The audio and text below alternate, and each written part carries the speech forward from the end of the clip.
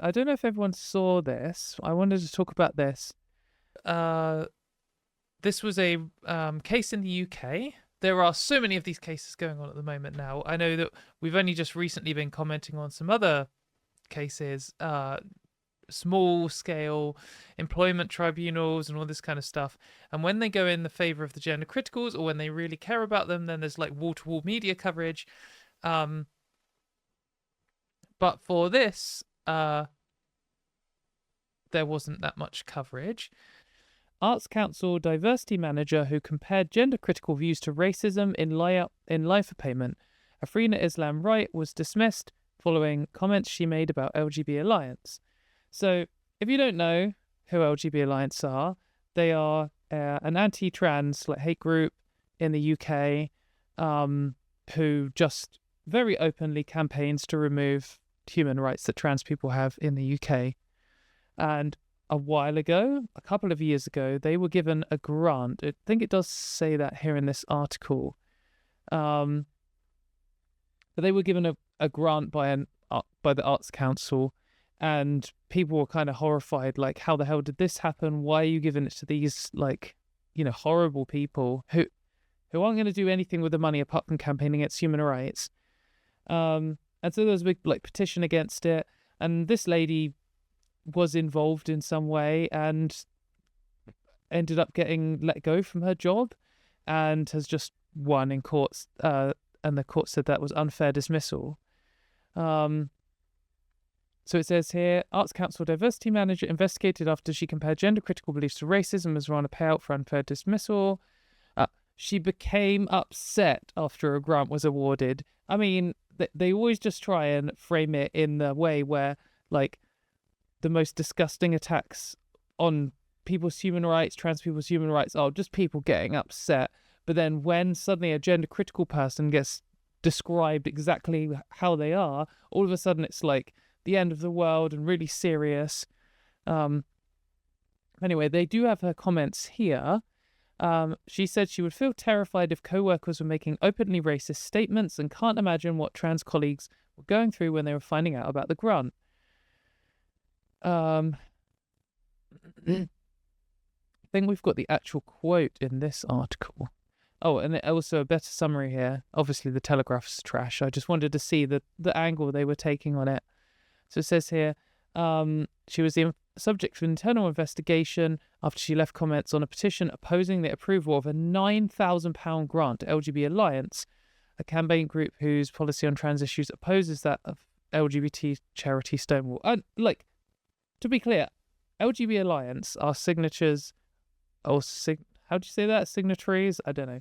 They have signed the WDI Declaration, which is a public, gender-critical, pledge of allegiance, which says that they basically very clearly list out that they want to remove all trans people's rights.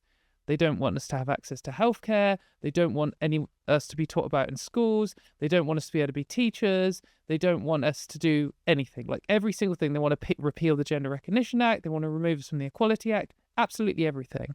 And LGBT Alliance are very clearly committed to that. Everything they've ever done has been explicitly anti-trans. They constantly have all these big anti-trans speakers. There's absolutely no room for confusion about what's going on here. It's just an anti-trans group. And she said, if I came to work one day and attended a drop-in session where staff members were making openly racist statements and asking ACE what protection would be offered to them as a race-critical staff member, I would feel terrified. She was worried that the gender-critical staff members were making the funding decisions, and she wrote, I can't imagine what my trans and non-binary colleagues are feeling right now. I'm very concerned that gender-critical staff members are making the funded decisions and believe it is of the utmost importance that trans awareness training is delivered, and also training about a public sector equality duty. It shouldn't be taken as a given that everyone comes to work with no discriminatory views. We can't train people out of being transphobic, but we can make it clear that we won't tolerate transphobia by not tolerating it. So these are super mild, super mild comments. I mean, it is completely reasonable to compare gender critical to racism. I mean, what's the difference? Racism is an irrational prejudice of people based on their race. Gender critical is an irrational prejudice of people based on whether they're trans or not. they all make the same arguments. You know, they work together all the time. I mean, they're even calling themselves sex realists now, which is like directly referencing race realist, which is a term for someone who is a racist and who pretends that they're actually racist because of science. And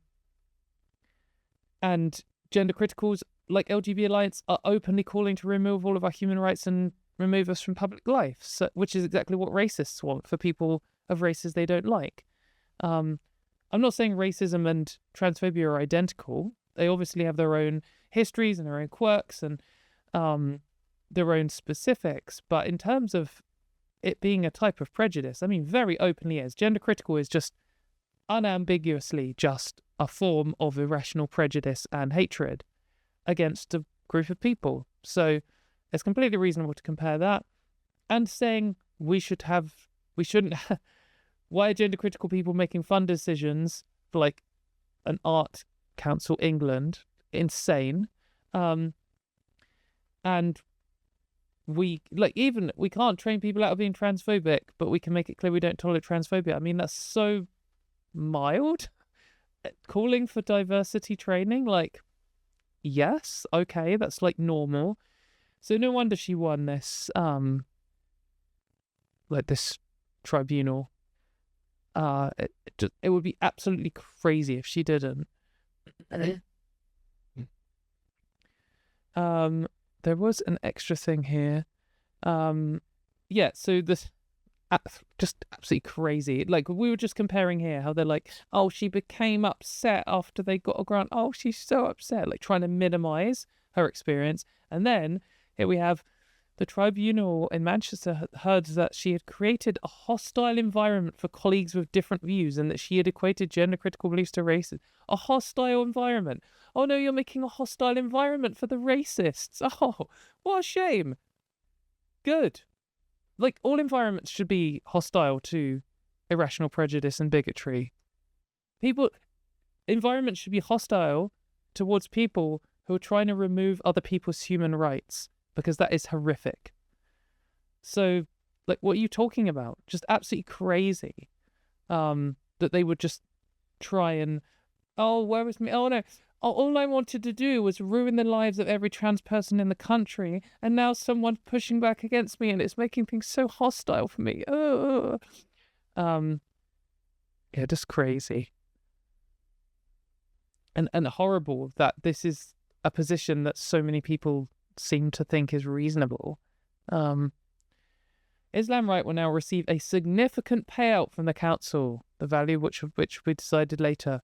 Good, because this just unreal that they let her go for this, for just being concerned about trans people and being like, why the hell is this anti-trans group, which is going to do nothing with this money apart from lobby to get human rights removed, what are they going to do with £9,000? Who made this decision? It doesn't seem like anyone working here supported it. Like, you know, she's the diversity manager. Surely she should have been consulted in this. But yeah, so just ridiculous. And we now have a ruling saying that it is okay to compare gender critical to racism. Basically, what we're seeing more and more is just that the Mayor Forstater ruling, which happened quite a long time ago now, was just wrong. It was just completely ridiculous ruling. And all I can see is that it was a combination of very good lawyers on the side of the gender criticals, or lawyers using arguments that managed to sneak under the radar, and or a bad judge, and or a bad defense from the people pushing back against gender critical. The fact that they ruled that gender critical is acceptable in a democratic society, and then said gender critical is just the belief that sex is binary and immutable, it's just wrong. I mean, if you believe sex is binary and immutable or you don't, who cares? No one cares if you're like a science denier. Like, oh, if you believe that the moon is flat or whatever, like, I don't actually care. It doesn't affect me if you just have some stupid anti-science beliefs.